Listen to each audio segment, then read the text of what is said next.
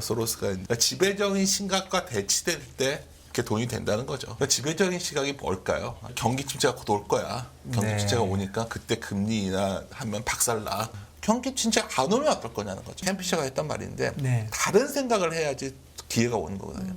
자꾸 시장의 어떤 약한 고리만을 바라보고 있으면 아무 액션도 할 수 없어요. 이 장은 잘못되어 있어.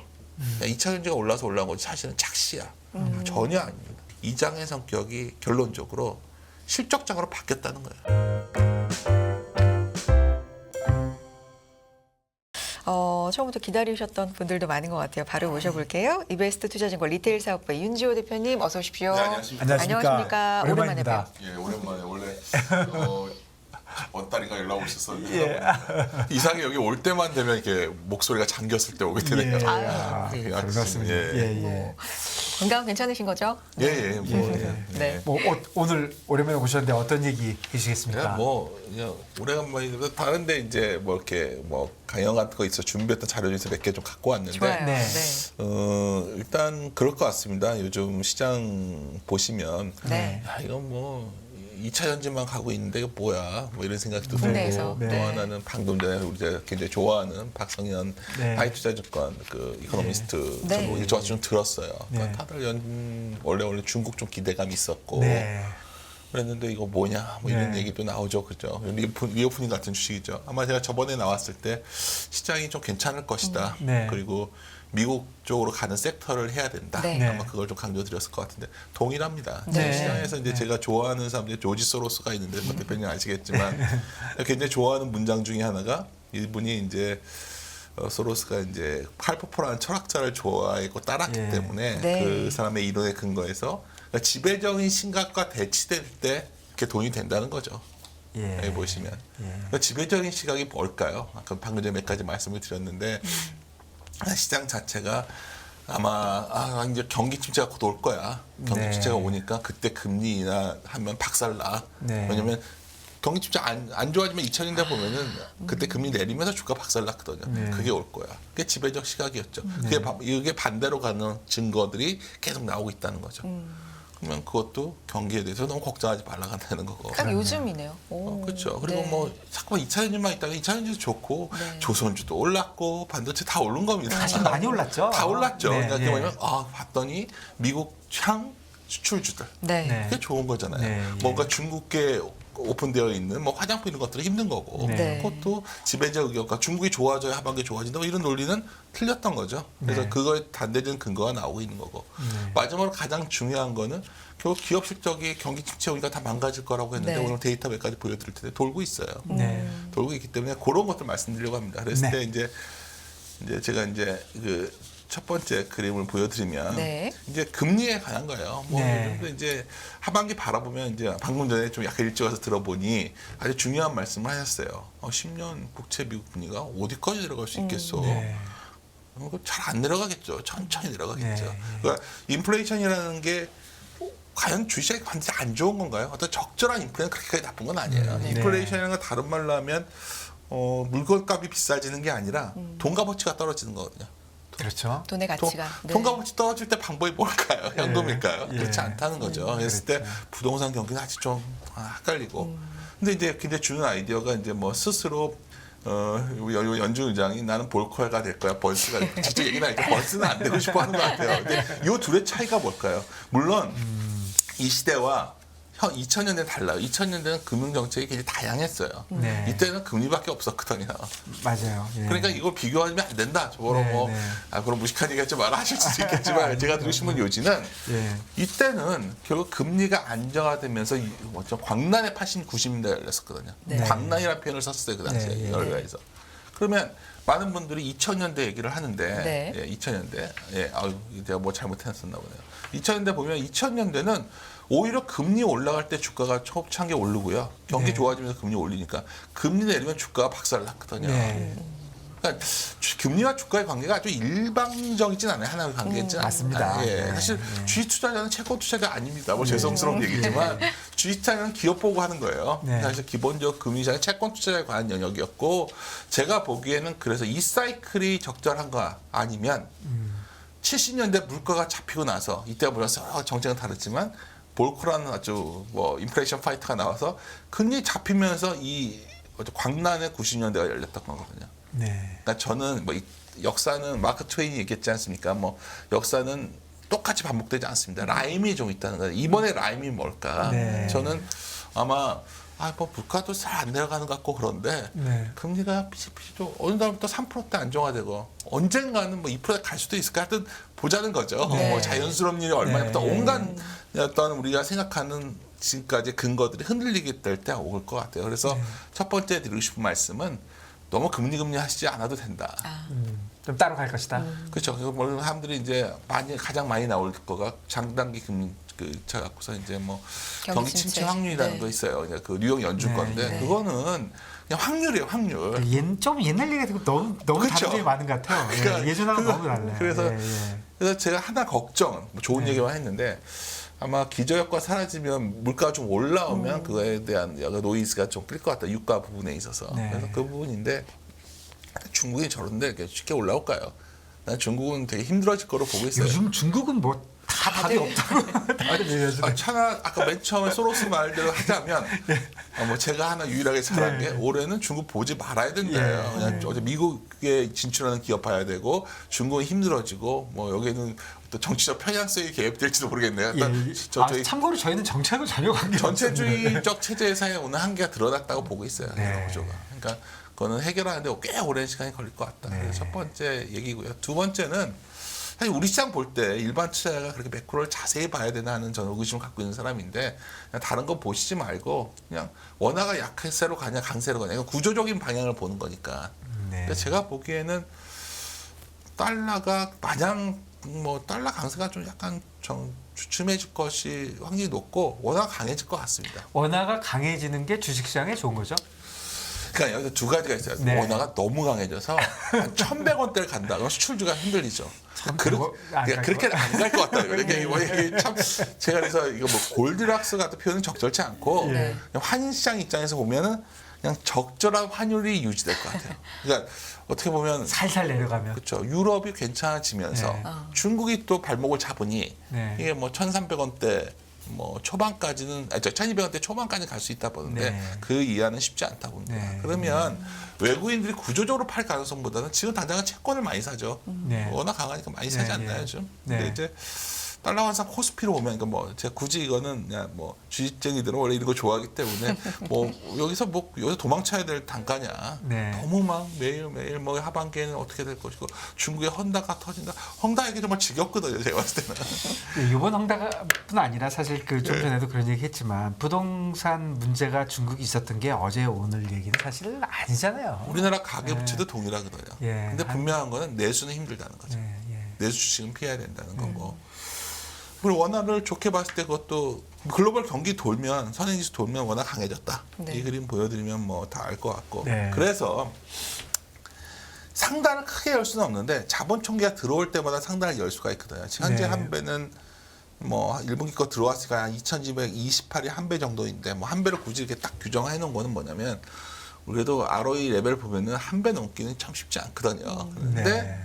중요한 건 다음 분기 이제 이번 3분기 넘어갔으니까 2분기에 들어오면 이게 또 한 2,760 정도로 올라와요. 네. 네. 그러니까 그러니까 이게 뭐가 바뀐 거냐면 밀려고 해도 잘 안 밀리고 위는 조금씩 열리고 있는 거죠 지금. 그렇죠. 네. 그러면 네. 지금은 뭐 그래 시장을 봤더니 그래 덜 오른 게 뭘까 했더니 뭐 바이오가 덜 올랐어. 바이오도 한번 좀 움직여주고 이러다가 또 쉬었다가 반도체도 뭐 반도체 이제 답 없어들 하지만 그러다가 또 열릴 수 있는 거고. 왜냐하면 글로벌 경기가 돌아서 올라갈 때 특징은 이게 우리나라의 대표적인 반도체 시총 비중을 보여드린 게 글로벌 경기가 돌아서면 한 100 넘어갈 때까지 한국 증시가 제일 좋아요. 이번엔 좀 미국만 좋았지만 이때 수출주가 좋아서거든요. 그러니까 지금 수출 잘 되는 업종들이 좋은 거예요. 뭐 조선도 다들 알다시피 좋았고 방산도 좋았고 2차 전지도 좋았고 반도체도 좋았고 그렇죠. 자동차도 좋았고 맞습니다. 네. 네. 다만 반대로 백화점 주식 안 되고 화장품 뭐 이게 안 되는 거죠. 중국. 수출이 안 네. 되니까. 그렇죠. 네. 그래서 뭐 혼자 떠들었는데 자, 두 가지 주제 이거고 마지막에 뭐 실적 부분인데 네. 뭐 질문하실 거 있으신 것 같아서. 아니요, 그냥 저 2,730 PBR 1이라는 게 저게 이제 어떤 의미인지 조금. 그러니까 원래대로 자세하게. 하면 예. ROE와 PBR 관계를 보면 예. ROE가 이렇게 낮은데 무슨 PBR 뭐 일별 어떻게 하냐? ROE 한 10% 나와야 되지 않냐? 네. 근데 이제 ROE가 우리나라 ROE는 이건 제가 전에 자꾸 하여튼 어떤 제가 뭐 쓴 책에서 말씀드렸던 건데 우리나라는 ROE라는 게 뭐 투자 같은 거 많이 하고 그러면 감가상각비 때문에 ROE가 낮아져요. 그래서 네. ROE가 낮았다가 올라설 때 PBR을 열면서 가는 스타일입니다. 이렇게 ROE가 이렇게 계단식으로 내려오잖아요. 네. 안 좋게 보시면은 ROE가 이렇게 계단식으로 내려오고 있으니까 한국 기업은 안 될 것이다. 네. 근데 ROE가 돌 때마다 주가가 크게 오르죠. ROE가 돌 때 그렇네요. 크게 네, 오르죠. 네, 네. 그러니까 ROE가 낮은 숫자에서 이렇게 10%에 다가설 때 전번처럼 기업이 좋아지진 않겠지만 네. 왜냐하면 주가가 굉장히 탄력적으로 움직였다는 거고 그때 상단을 뭐 PR은 EPS가 돌아서 올라가기 전까지 적자일 때는 이 PR이 엄청 높잖아요. 네. 네. 그래서 고퍼에 사서 저퍼에 팔라는 말이 한국 증시에서 가장 좋아하는 격언이 된 이유가 EPS가 늦게 돌아서기 때문이에요. 후행적으로. 그렇군요. 네, 주식하는 입장에서는 너무나 당연스러운 결과가 지금 나오고 있는 거예요. 돌면서 지금 적자 기업들 중에서 그렇지 않고는 반도체를 어떻게 설명하죠, 하이닉스를. 네. 너무 비싸잖아요, PER로 보면. 네, 예. 근데 PBR로 보면 그런 상황이 온 거고 그래서 결론 좋은 주제를 짚어주셨는데 네. 결국 아까 제가 서두에 뭐 우리가 채권 투자가 아니라 주식 투자자다. 네. 주식 투자는 뭐냐면 기업이익이 정말 돌아서는 징후가 있는가. 네.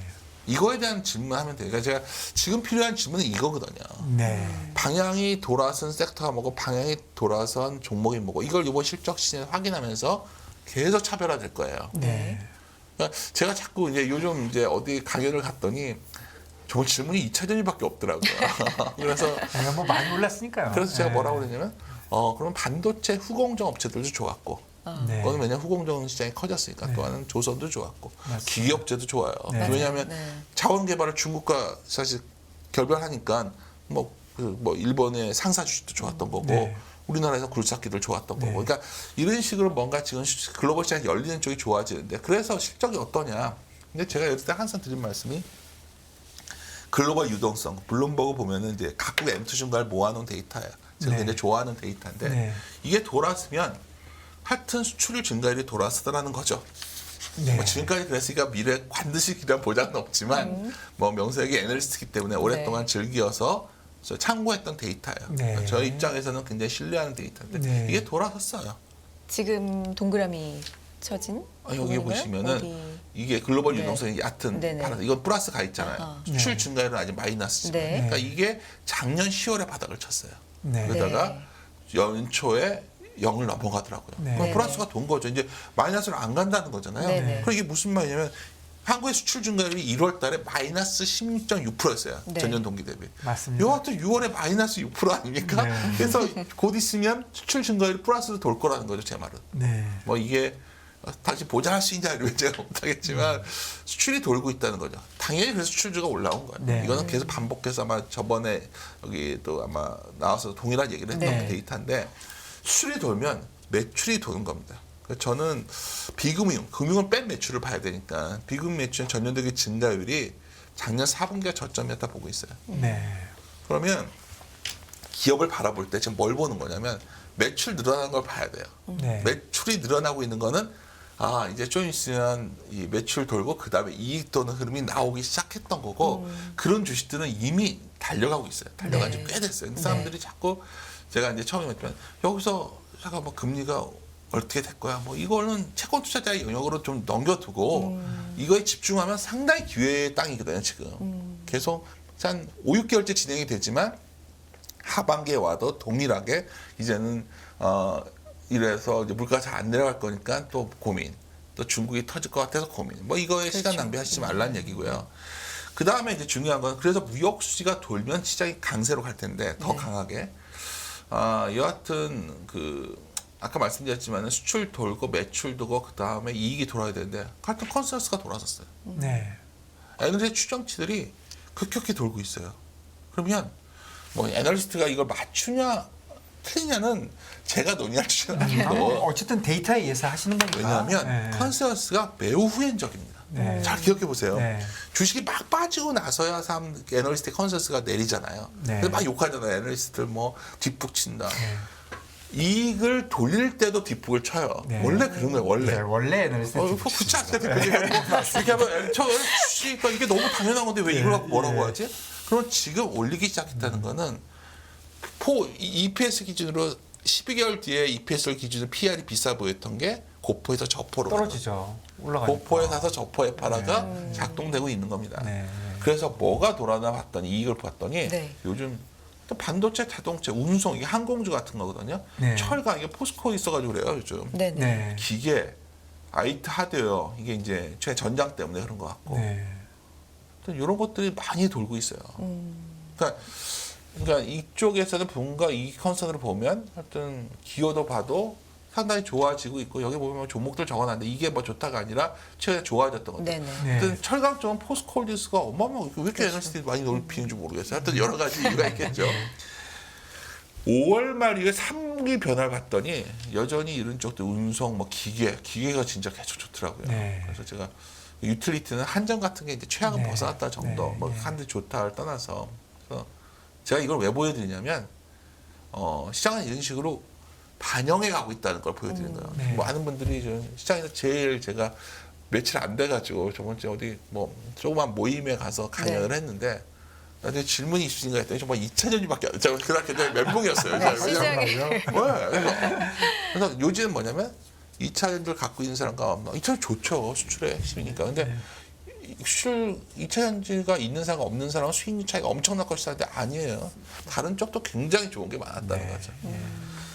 내수주 들고 있는 거 위험했고 그래서 저는 비싼 무게를 견딜 수 있는 업종을 가져가고 네. 이게 대표적인 게 최근에 가장 제가 좋아 보였던 건 사실 기계조선이었는데 놀랍지 않습니까? 네.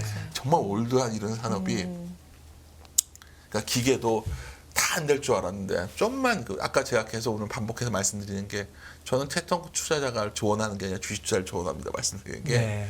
기계업종 중국 안 되면 다 망할 줄 알았는데 난리잖아요 지금 그렇죠. 미국에 난리잖아요. 아까 굴삭기 얘기하신 것 같은 미국 얘기네요. 광산을 갖다가 중국이랑 관계를 커지가 광산 개발에 들어가니까 뚫어야 될 거 아닙니까 네, 지금 네, 네. 인프라. 그래서 이런 것들 조선도 미국이 LNG 수출하고 싶으니까 터미널 이만하게 만들어놨어요. 이 터미널 이렇게 만들어놨으면 배 만들어야 될 거 아닙니까? 수주가 뭐. 근데 중국에는 네. 안 주거든요.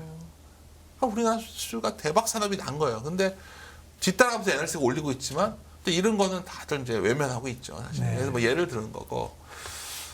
또 하나 그러면 이건 올라간 거니까 그런 거 말고 뭘 고민해야 되냐 그러면 상대적으로 싸고 아직 돌아섰는데 안 올라간 게 뭘까 보면 대표적인 게 헬스케어예요 사실. 헬스케어도 최근에 제가 이제 좀 보다가 데이터 보다가 저희 퀀트랑도 좀 지금 리서치 없지만 워낙 같이 있던 친구니까 야 퀀트 데이터로 좀 뭐가 도냐 건강 관리 돌고 항공주도 은근히 돌고 있더라고요.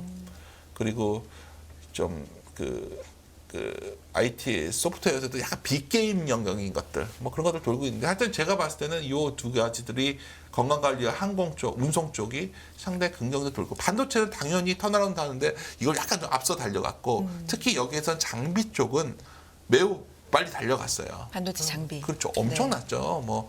뭐 주가 이제 뭐 다 올라왔으니까 뭐 한미 반도체 같은 것도 사실 반신반의하면서 네. 저희 리서치에서 자료 냈을 때만 해도 이게 뭐야를 했는데 뭐 이거 앞으로 반영하는 거죠. 그래서 제가 이제 뭐 급하게 이제 말씀을 먼저 드렸던 이유가 뭐냐면 그래도 이제 제가 최근에 말했던 것 중에서 이제 짧은 시간이니까 좀 드리고 싶은 요즘 이게 다예요. 뭐냐면 그러니까 지금 질문해야 되는 거를 잠깐 디퍼런트 그러니까 반대편의 의견이 중요한 게 아니라 캠피셔가 했던 말인데 네. 다른 생각을 해야지 기회가 오는 거거든요. 네. 제가 오늘 무슨 다른 생각을 해야 되는지에서 계속 말씀드리는 거예요. 네. 그러니까 제가 답은 모르지만 네. 만약 여기서 동일하게 다른 식으로 같은 생각이 뭐냐면 경기 침체가 올지 몰라. 그래서 경기 침체가 오면 금리가 내려가면서 주가가 발사를 할 거야. 이 생각하면 아무것도 못하게 되는 네. 거죠.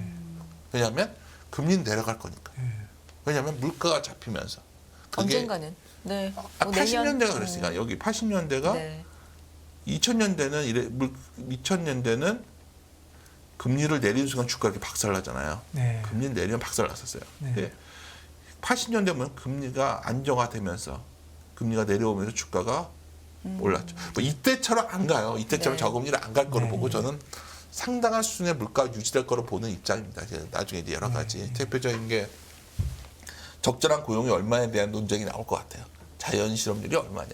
그래야 우리가 금리 레벨을 보서 그렇죠. 조금 바뀌었다고 봐야죠. 그렇지 세상이 않습니까? 많이 바뀌었는데. 자연 실업률이 4%대라는 게 이해가십니까? 저는 이게 인플레이션이 작성 발생하지 않는 실업률을 말하는 건데 네. 옛날부터 원래 이게 이제 뭐 필리스 커프 때부터 네. 이걸 굉장히 중시하거든요. 근데 네. 자연 실업률 얼마냐에 대한 경제학자들의 논쟁이 있을 거로 봐요, 저는. 그래서 그런 걸 제가 시장에 있는 사람이 볼 수는 없고 네. 다만 지금 그러한 것에 근거해서 금리가 이제 내려오면 박살날 거야. 이거에 대한 반대되는 의견의 증거가 나오고 있는 걸 계속 보여야 돼요. 네. 이번에는 아마 물가가 너무 작년에 전 금리 이렇게 올라갈 줄 몰랐었고 너무 빠르게 올려서 볼커처럼 물가를 잡으면서 어느 날 자연스럽게 이거의 레벨에 맞추는 금리가 내렸고 그러지 않고는 현재 장단기 금리차를 설명할 수가 없어요. 아, 그럼요. 예, 예. 예, 예. 이 장단기 금리차를 경기를 본다면 설명할 수가 없고 이거는 과잉 물가에 대한 과잉 반응이었다고 이해하고 맞습니다. 있어요, 저는. 예, 저도 그래서 그렇게 합니다. 그게 있었고 두 번째 오늘 말씀드렸던 건 뭐냐면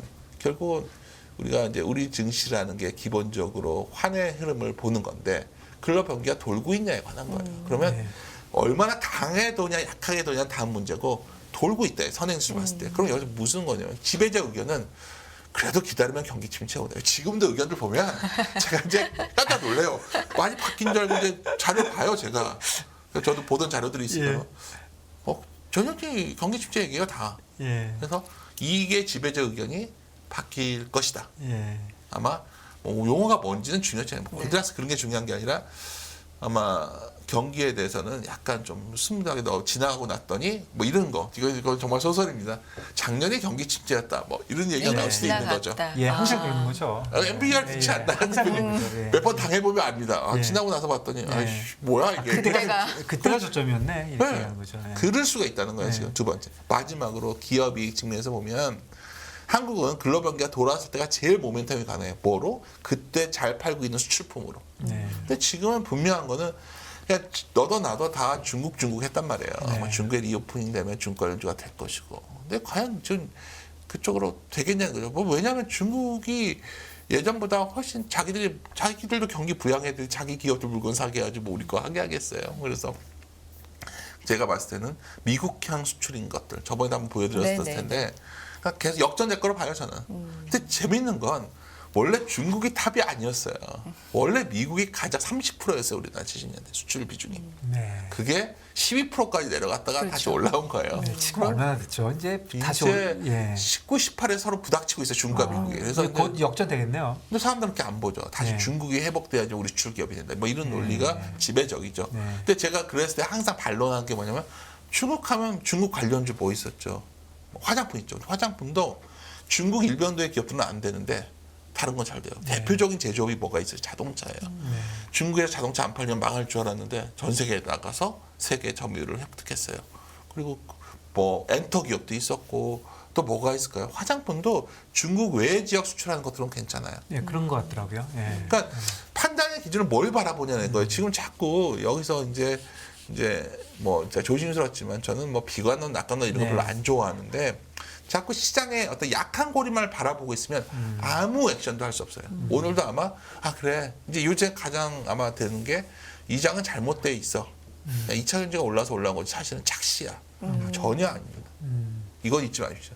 엄청난 지금 종목들이 다 난리가 났었고 지금도 후보군들이 계속 올라오고 있어요. 그러니까 그걸 조용히 남들이 화려한 곳을 보지 말고 그건 다 공통적인 거는 결국 이 장의 성격이 결론적으로 실적장으로 바뀌었다는 거예요.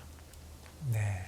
이 금리가 중요한 장은 PER 장이에요. 네. 얼마 내가 평가해 줄 거냐의 장이었다면 네. EPS 장으로 바뀐 지가 한 2달, 3개월 된 것 같아요.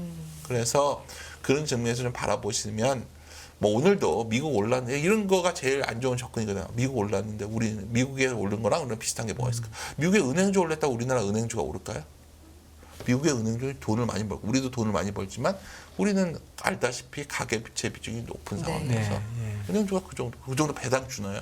자, 은행주 저도 뭐 배당 과거에 잘 모르니까 맨날 얘기했는데 그 배당 정말 배당 수익률이 확보될 때 되는 거고. 은행주는 은행의 주인이 누군지부터 따져봐야 될 것 같아요. 그러니까 너무 이제 다른 사람을 하는 거고. 뭐 어쨌든 연초에는 사실은 뭐 모든 게 중국과 반도체에 달렸다 이런 얘기를 사실 제가 이 방송하면서 엄청 들었거든요. 근데 요즘 국내는, 네. 많이 없어졌죠. 아 그래요? 예, 중국이 그러면 중국 때문에 돌아서지도 중국이 좋아진 건 아닌데도 사실 상당히 지금 말씀해준 대로 돌아선 거거든요.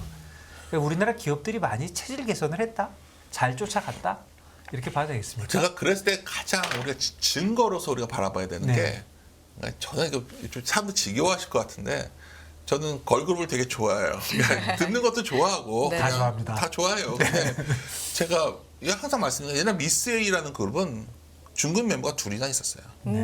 그리고 네. 뭐 어떤 그룹을 구성해도 다 중국 멤버가 들어갔어요. 네. 근데 요즘 얼마 전에 하이브에서 새로운 신입 걸그룹 그 콘서트를 하는데 중국 멤버가 한 명도 없는 거예요. 다 동남아 아니면 이게 무엇을 의미하는 걸까요? 엔터 시총이 그때에 비해서 적어졌나요? 커졌나요? 엔터는 중국에 막히면 되게 힘들어했지만 그걸 극복하고 엄청 적응한 거예요. 그러니까 그 적응이 뭐냐? 중국이 아닌 다른 곳을 바라본 기업들은 적응을 했고 중국만 바라보는 기업들 힘들어요. 의류 기업을 볼까요? 의류 기업도 보시면 F모 기업은 중국의 압도적 우위를 갖고 밸류에이션을 받아왔어요. 네. 영모 기업은 글로벌 ODA에 맞춰 상장했어요. 누가 이 의류업종이라고 같이 안 좋나요? 완전히 다른 주가 경로를 가고 있어요. 그렇네요. 네. 음식료 업종도 볼까요? 미국 시장에 엄청나게 진출을 해서 라면을 팔던 회사는 재평가됐어요. 사실 미국의 작년에 뭐 특정 종목 얘기해도 되겠는데 농심이 미국에 공장 전화했을 때 저거 무슨 짓이냐, 저거 되겠냐, 미국 애들이 왜 라면을 먹냐, 정말 엄청난 저거 되겠냐. 이제 미국에 과감하게 공장 캐파 투자했던 거는 실적이 엄청 좋아져서 지금 난리났죠. 근데 뭐 라면값 내리던 말던 중요한 거는 그럼 투자라면 뭐가 되죠? 아까 ROE가 나오는 거예요. 네. 투자를 먼저 하면 ROE 떨어진다. ROE가 떨어지죠. 네. 근데 이게 이득을 거두면 ROE가 해지되는 거죠. 네. 우리 시장은 철저하게 선투자되는 섹터를 봐야 돼요. 그건 네. 지금 어디가 됐냐를 보시면 무궁무진하다는 거예요. 그러니까 제가 오늘 뭐 괜히 자신감을 표명하는 게 아니라 지수가 얼마가 하냐 이걸 제가 알면은 여기 있겠습니까? 그건 모르는 거예요. 네. 뭐 난 당신은 강세론자니까 약세론자니까 그게 무슨 의미가 있습니까? 네. 근데 우리가 어떤 질문을 던져야 되는 거에 관한 부분인데 네. 뭐 아쉬운 건 제가 뭐 짧은 경험이란 저번 주에 이렇게 오래간만에 일반 투자분들 만날 기회가 적은 편인데 네. 하여튼 어떤 주체를 갔다가 그 2차 진짜 전지. 놀랐어요. 그것도 있었고 네. 또 하나 질문 많았다고 아까 빼먹었는데 네, 뭐예요? 경기 침체. 맞습니다. 경기 침체가 오면 어떻게 될까요? 제가 반문을 했던 그 소로스 문장이 그래서 생각이 났던 거예요. 네. 경기 침체가 안 오면 어떨 거냐는 거죠. 그게 지금 필요한 질문이라는 거죠. 그게 반증에 대한 질문이거든요.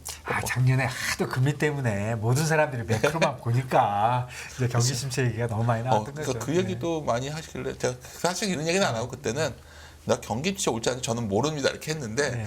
집에 와서 생각해 보니까 그거에 대한 반대되는 질문이 필요한 시점이 아닌가라는 거죠. 그게 맞던 틀리던 네. 만약 그 증거가 확인이 되면 경기는 굉장히 경기에 요만큼 반응해도 주가는 엄청나게 호응을 한 거죠. 근데 그랬을 때 한국의 경기가 뭐냐고 질문에 들어가면 한국의 경기는 글로벌 경기와 연결된 수출이었는데 네. 수출이 그게 돌고 있다. 그것들 수출주를 봐야 된다. 네. 네, 오늘 뭐 좋은 얘기 많이 들었습니다. 기업 매출, 이익률이 돌고 있고 수출이 예. 돌고 있고 예. 그런 부분을 좀 주목해 봐야 된다. 예. 네. 오늘 핵심 말씀으로 새겨 듣겠습니다. 이베스트 투자증권 리테일 사업부 윤지호 대표 함께했습니다. 대표님 고맙습니다. 예. 감사합니다.